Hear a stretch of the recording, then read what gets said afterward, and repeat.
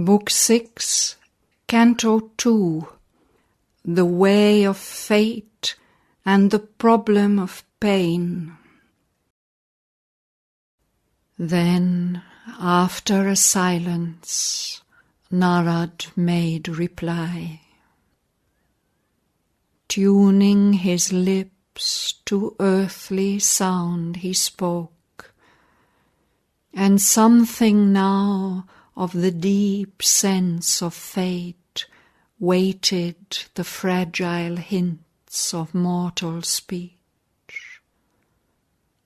His forehead shone with vision solemnized, turned to a tablet of supernal thoughts, as if characters of an unwritten tongue had left in its breadth the inscriptions of the gods. Bare in that light time toiled, his unseen works detected, the broad-flung, far-seeing schemes unfinished, which his aeoned flight unrolls, were mapped already in that world-wide look. Was then the sun a dream, because there is night? Hidden in the mortal's heart the eternal lives. He lives secret in the chamber of thy soul. A light shines there, nor pain nor grief can cross. A darkness stands between thyself and him. Thou canst not hear or feel the marvelous guest. Thou canst not see the beatific sun. O Queen, thy thought is a light of the ignorance.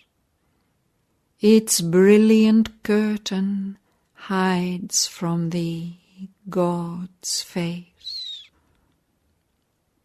It illumines a world born from the inconscience, but hides the immortal's meaning in the world. Thy mind's light hides from thee the eternal's thought. Thy heart's hopes hide from thee the eternal's will. Earth's joys shut from thee the immortal's bliss. Thence rose the need of a dark, intruding God, the world's dread teacher, the creator, pain. Where ignorance is, there suffering too must come. Thy grief is a cry of darkness to the light. Pain was the firstborn of the inconscience, which was thy body's dumb original base. Already slept there pain's subconscient shape, a shadow in a shadowy tenebrous womb. Till life shall move, it waits to wake and be. In one call with joy came forth the dreadful power. In life's breast it was born, hiding its twin. But pain came first, then only joy could be.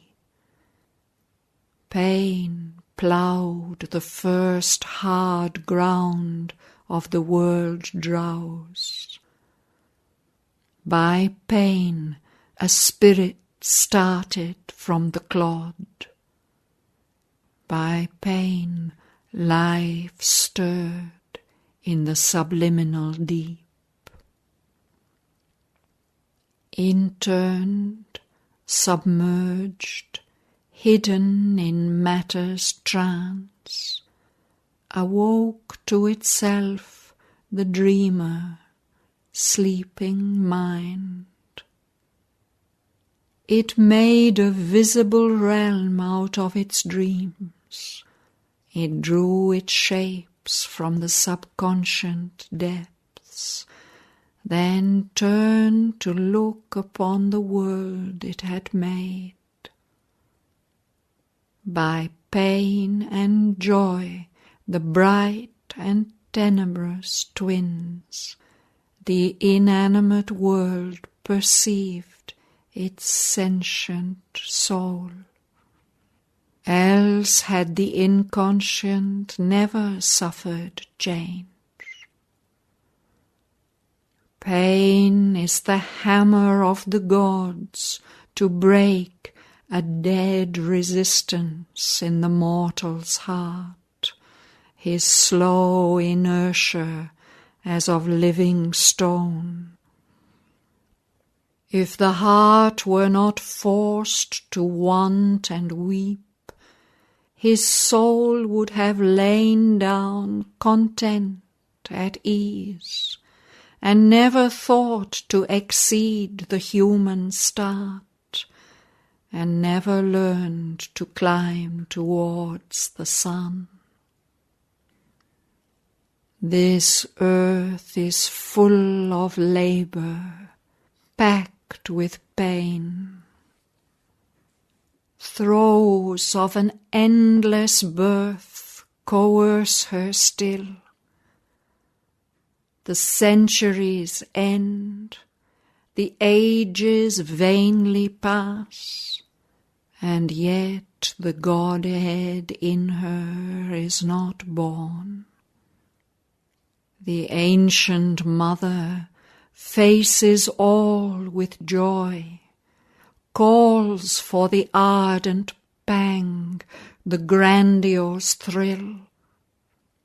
For with pain and labour all creation comes. This earth is full of the anguish of the gods. Ever they travail, driven by time's goad, and strive to work out the eternal will, and shape the life divine in mortal forms.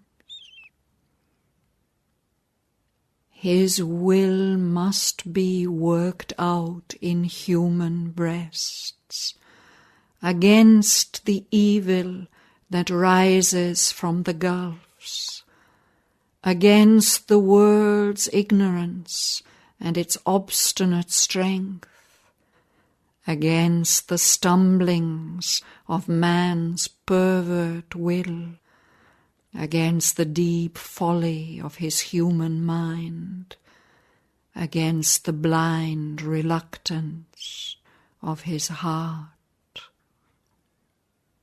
The spirit is doomed to pain till man is free. There is a clamour of battle, a tramp, a march. A cry arises like a moaning sea, a desperate laughter under the blows of death, a doom of blood and sweat and toil and tears. Men die that man may live and God be born. An awful silence watches tragic time. Pain is the hand of nature sculpturing men to greatness. An inspired labor chisels with heavenly cruelty an unwilling mold. Implacable in the passion of their will, lifting the hammers of titanic toil, the demiurges of the universe work. They shape with giant strokes their own. Their suns are marked with their enormous stamp of fire. Although the shaping God's tremendous touch is torture unbearable to mortal nerves, the fiery spirit grows in strength within and feels a joy in every titan pang. He who would save himself lives bare and calm. He who would save the race must share its pain. This he shall know who obeys that grandiose urge. The great who came to save this suffering world and rescue out of time's shadow and the law, must pass beneath the yoke of grief and pain. They are caught by the wheel that they had hoped to break. On their shoulders they must bear man's load of fate. Heaven's riches they bring, their sufferings count the price, or they pay the gift of knowledge with their lives. The Son of God, born as the Son of Man, has drunk the bitter cup, owned Godhead's debt, the debt the eternal owes to the fallen kind his will has bound to death and struggling life that yearns in vain for rest and endless peace. Now is the debt paid, wiped off the original score. The eternal suffers in a human form. He has signed salvation's testament with his blood. He has opened the doors of his undying peace. The deity compensates the creature's claim. The Creator bears the law of pain and death. A retribution smites the incarnate God. His love has paved the mortal's road to heaven. He has given his life and light to balance here the dark account of mortal ignorance. It is finished, the dread, mysterious sacrifice offered by God's martyred body for the world. Gethsemane and Calvary are his lot. He carries the cross on which man's soul is nailed. His escort is the curses of the crowd. Insult and jeer are his right's acknowledgment. 2 thieves slain with him mock his mighty death. He has trod with bleeding brow the Saviour's way. He who has found his identity with God pays with the body's death his soul's vast light. His knowledge, immortal, triumphs by his death. Hewn, quartered on the scaffold as he falls, his crucified voice proclaims, I am God. Yes, all is God, peals back heaven's deathless call. The seed of Godhead sleeps in mortal hearts. The flower of Godhead grows on the world tree. All shall discover God in self and things. But when God's messenger comes to help the world and lead the soul of earth to higher things, he too must carry the yoke he came to unloose. He too must bear the pang that he would heal.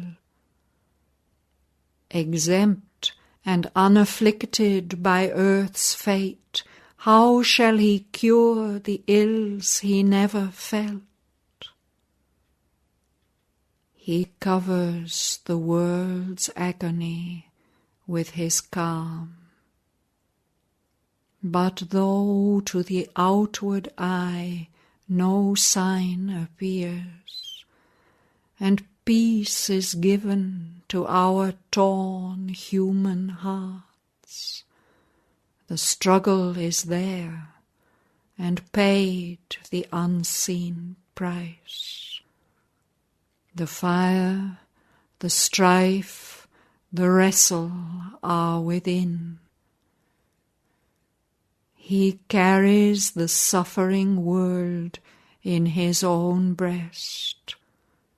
Its sins weigh on his thoughts. Its grief is his. Earth's ancient load lies heavy on his soul. Night and its powers beleaguer his tardy steps. The Titan adversary's clutch he bears. His march is a battle and a pilgrimage. Life's evil smites, he is stricken with the world's pain. 1,000,000 wounds gape in his secret heart. He journeys sleepless through an unending night. Antagonist forces crowd across his path. A siege, a combat is his inner life. Even worse may be the cost, direr the pain. His large identity and all harboring love shall bring the cosmic anguish into his depths. The sorrow of all living things shall come and knock at his doors and live within his house. A dreadful cord of sympathy can tie all suffering into his single grief, and make all agony in all the worlds his own. He meets an ancient adversary force. He is lashed with the whips that tear the world's worn heart. The weeping of the centuries visits his eyes. He wears the blood-glued, fiery centaur shirt. The poison of the world has stained his throat. In the marketplace of matter's capital, amidst the chafferings of the affair called life, he is tied to the stake of a perennial fire. He burns on an unseen original verge, that matter may be turned to spirit stuff. He is the victim in his own sacrifice. The immortal, bound to earth's mortality, appearing and perishing on the roads of time, creates God's moment by eternity's beats. He dies that the world may be newborn and live. Even if he escapes the fiercest fires, even if the world breaks not in a drowning sea, only by hard sacrifice is high heaven earned. He must face the fight, the pang, who would conquer hell.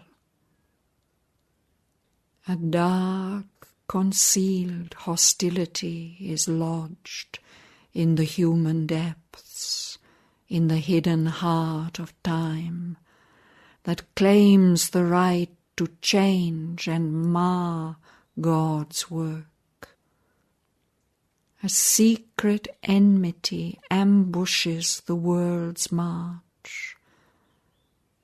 It leaves a mark on thought and speech and act. It stamps stain and defect on all things done.